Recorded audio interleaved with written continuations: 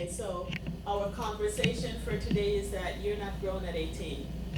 That is such a lie straight from the pit of I don't know what. Right? And so I wanted to kind of talk about that. You know, my thank yous for my family, my friends, Pinata, my mentor, you all who are all here, right?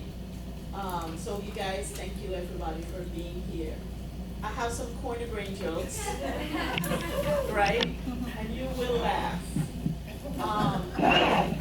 So question, what do you get if you cross a thought and a light bulb? Great idea. Oh! We got the sample right here. Okay, our next one. What do you call someone who makes fun of brains? Anybody? Oh, close. A brain teaser. Last one. How do brain greet each other? Anybody? They said brain waves.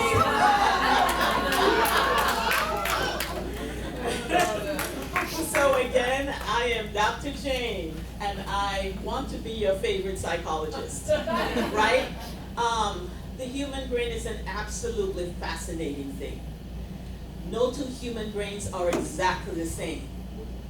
And so because they're not exactly the same, it makes each one of us quite unique.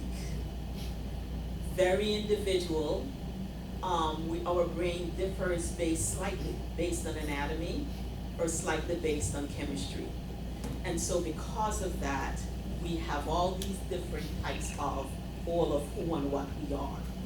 It is absolutely fascinating. So that's me.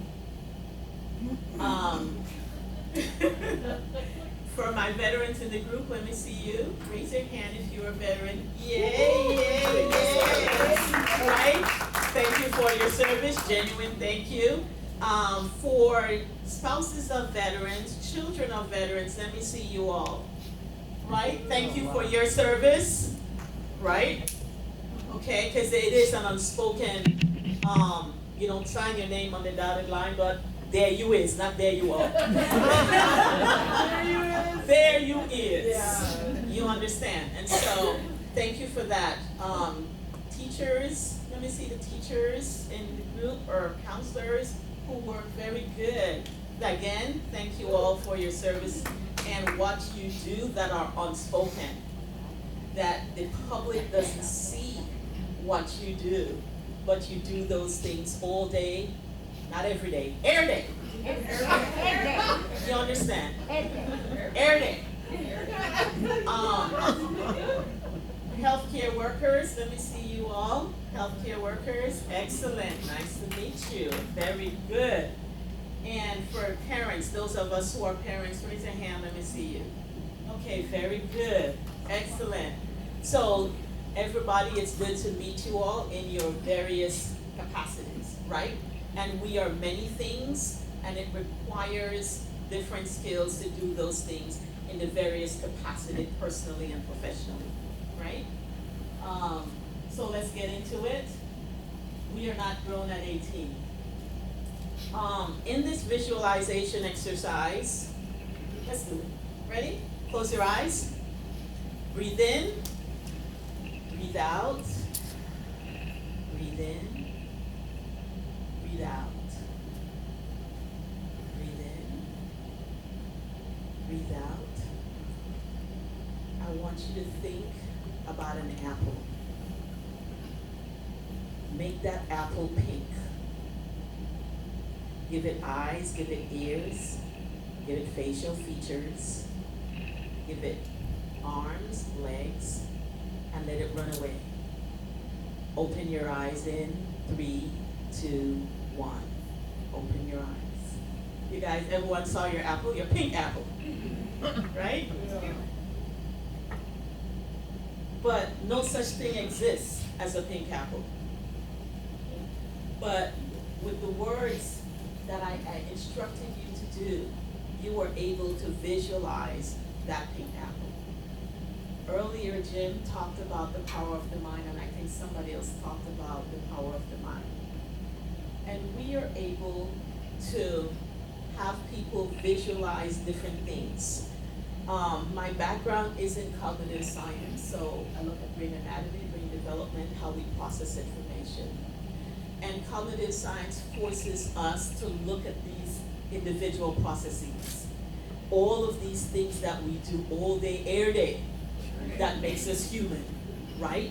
How we perceive information, how we give attention to a task. Perception, sensation. Remember, our perception creates our reality, right? So this is a real basic brain anatomy thing, but I know you all will be like, gosh, I am brilliant when you leave here, right? The biggest two that I wanted to address today is our prefrontal cortex and our amygdala. These are big things too, particularly for memory in the hippocampus that allow us to create new memories. And there are people who cannot create new memories. But when you think about your memory, it anchors us into our past, it grounds us into our present, but it propels us into a future. We understand? And even though our memory, we can't see it, we can't touch it, but damn it, we know when we don't have it. We understand. And it's one of those things that are absolutely essential to our very existence. Because if I tell you, okay, let's do this. 1 + 1 is? 2. 2 + 2 is? 4. 4 + 2 is? 6. Okay, what did you have to do every step? Add. Oh, really? You have to hold that answer in place. If you didn't hold that answer in place, you could move to the next step. Our lives are like that. And so if we don't remember what we are doing, we simply cannot remember where we're going. And that is how critical our memory is to our lives. We simply can't live without it. Does that make sense? So the big two that I wanted to spend some time here are prefrontal cortex and our amygdala. So this concept of you're not grown at 18, or prefrontal cortex, this is the area that's here. It is the very last part of our brain to come online. But it does very, very big things for us. Impulse control. Being able to predict consequences, right? Our ability to be able to give attention to a task and so forth. These are essential critical skills: planning, judgment, critical thinking. All of these higher order thinking skills are the very last part of our brain to come online. And this occurs between 18 to 24, 16 to 23, depending on which book you're reading.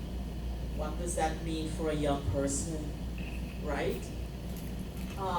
We have the amygdala here. This is specifically for the processing of emotions, right? And it aids, these two work together, and aids in the regulation of our emotions and our ability to make decisions, right? So, when we think about young people, let me ask this question, right? You see this? So I want you to think about your lives, and I want you to think about yourself between 16 and 24, 18 to 24, and think about things that you would have done differently. Right? And so this is our underdeveloped prefrontal cortex watching us make poor decisions. Right? We had I'll give you guys a story. So my sister, we were in Long Beach, and this was when any of you guys California area? Long Beach. All right, okay, good. So you remember when they put the light rail, Oh, yeah. right? Okay. So the train stopped running. I think it was at 8 or 9 o'clock. Remember, it stopped running for in the evening times. So we went to Long Beach, but we didn't know this train stopped running. Yeah. And so, we're looking at each other. Okay, what are we going to do now? So this guy, he had on a police officer uniform. You remember that? You remember that story? Okay. he had on a police officer uniform. I remember this because I would never forget. He had a police officer uniform, and he was looking at us, and we're standing like two idiots at this train station. And he said, where are you guys going? We lived in California at the time. And so we were on our way, we were supposed to go home. And so he said, okay, I'll take you home. You know, idiots, we got in his car. We sure did. And I would never forget that because as I got older and I thought about it, what a risk. You understand? And all of us can think about taking those kinds of really dumb risks. You understand? And so when we are looking at a young person, the young person doesn't come from that place of a fully formed prefrontal cortex and a fully formed brain. So I always say they're making adult decisions with half a brain. We understand? And so here is the challenge. The challenge is as they're making those decisions between 18 to 24, making adult decisions with half a brain, some of those decisions, they have no comeback. They have lifelong implications and consequences for the child. Okay? And so, point a joke here. We have this guy. Where's the park? Your guy right there. Right? And he's sitting on this train, and he's thinking to himself, oh man, I will annihilate whoever is the person who bullies you. Me, my brain, and I. This is a young person talking from a place of emotions because they don't have the capacity yet. So that's the amygdala. They don't have the capacity yet to be able to make fully informed decisions where they're able to look at the consequences of decisions before they make it. Does that make sense? And so, where did we get this policy of being an 18-year-old, an adult at 18? I like that one, that's the one. Talk to the amygdala, because the prefrontal cortex is not listening, that's a young person. Right? This policy, and I'll come back to that. This policy, oh yeah, this is another joke. Sorry, we have to go there. So this is the parent talking, frontal lobe fully formed, and the parent said, why can't you be normal? And the young person is, ah! Right? This policy, when did we get this policy that a person is an adult at 18? Anyone can speak to that policy? Man. It's a guess when you have a job, you know what, you have it, then you go with So it's both of those. I don't know who said industrialization. But it was a combination of industrialization, a combination of the war, combination of labor laws, and the fight for full citizenship. So this was an amendment, 26th Amendment to the Constitution in 1971. Now, question, at what age does our insurance go down? Anybody? Why?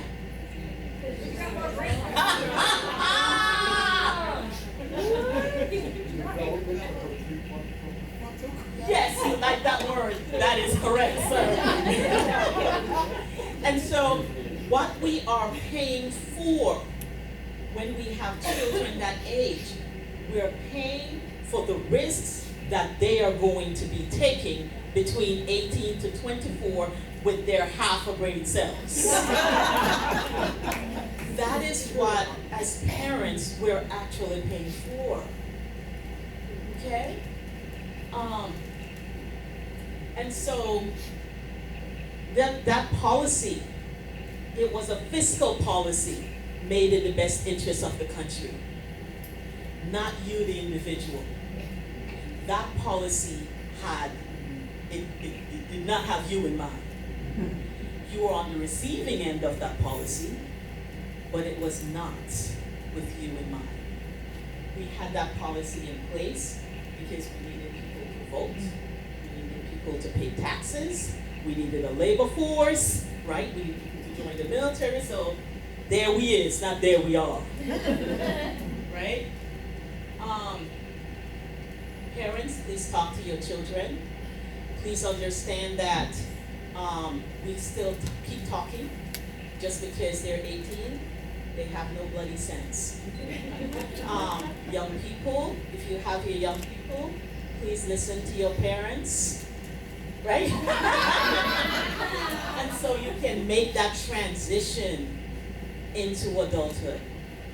So one of the programs that I have designed, any of you guys have young people who just seem confused? Raise your hand. They're in high school, getting ready to graduate from high school, and it's like, God, you seem so lost. Where? Okay.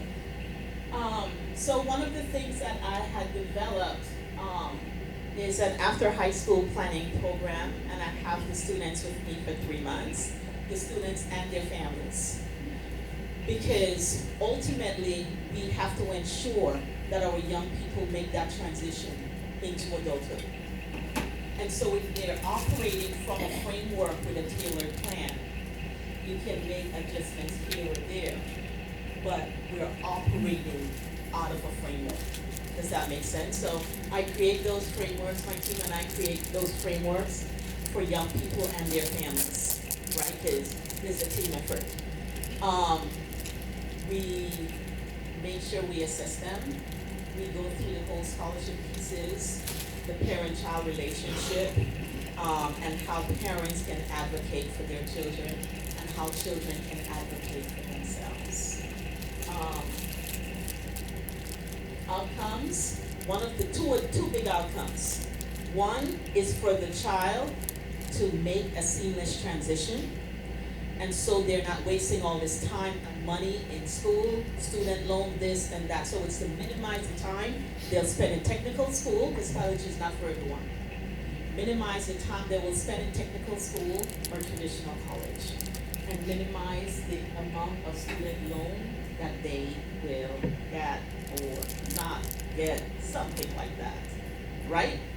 So those are the big income outcomes, for our company.